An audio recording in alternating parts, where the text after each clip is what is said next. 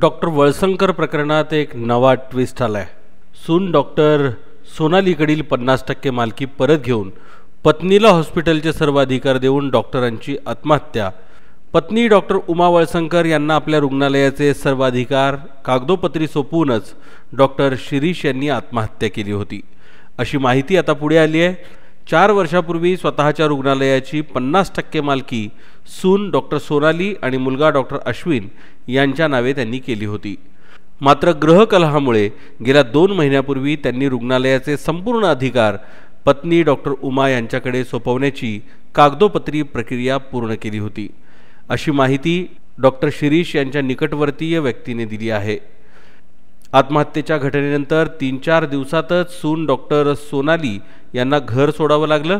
त्यांना रुग्णालयाच्या कामकाजापासूनही दूर केलं असून रुग्णालयाची धुरा आता डॉक्टर उमा यांनी हाती घेतल्याचंही त्या व्यक्तीनं नाव न ओपन करण्याच्या अटीवर सांगितलं।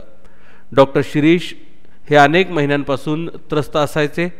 त्यांची स्वतःच्याच रुग्णालयात गळचिपी होत असल्यानं त्यांनी वाडिया रुग्णालयात पूर्णवेळ सेवा बजावण्याची तयारी ठेवली होती। वाडिया रुग्णालयामध्ये रुजू होणाऱ्या डॉक्टरांच्या मुलाखती तेच घेत होते।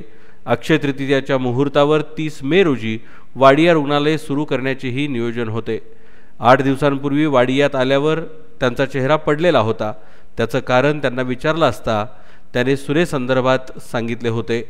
त्यावेळी सुनेला मी बोलू का असं म्हटल्यावर शिरीषने मुलगा डॉक्टर अश्विन काढेल काहीतरी मार्ग असे देखील सांगितले होते। ते सतत डिप्रेशनमध्ये होते, चहा आणि सिगारेटवर दिवस काढायचे। त्यांचे डिप्रेशन किती वाढले हे आम्हाला समजलंच नाही, अशी खंत डॉक्टर शिरीष यांच्या जवळच्या मान्यवर व्यक्तीनं नाव न सांगण्याच्या अटीवर सांगितलं आहे। डॉक्टर वळसंकर यांची सून डॉक्टर सोनाली यांना आपले शिक्षण पती डॉक्टर अश्विन आणि सासरे डॉक्टर शिरीष यांच्यापेक्षा जास्त आहे असे वाटायचे। तिघांचे रुग्ण वेगवेगळे होते, यातून त्यांच्यात वादविवाद व्हायचा। डॉक्टर शिरीष हे गोरगरीब रुग्णांचे बिल कमी करायला सांगायचे, पण माझा रुग्ण असल्याचं सांगून डॉक्टर सोनाली बिल कमी करत नसत, असं अटकेतील मनीषा मुसळे यांनी पोलिसांना सांगितलं। आत्महत्येच्या पहिल्याच दिवशी पोलिसांनीही कौटुंबिक कारणातूनच हा प्रकार झाल्याचं म्हटलं होतं। नंतर पोलिसांनी ग्रहकलहाच्या अंगाने तपास केला किंवा नाही हे अद्याप स्पष्ट झाले नाही। डॉक्टर वळसंकर यांच्या आत्महत्येला दुसरी बाजूसुद्धा आहे, पण पोलिसांकडून त्या दृष्टीनं तपास होत नसल्यानं गुन्ह्याचा तपास CIDकडे सोपवावा अशी मागणी काहींनी केली आहे।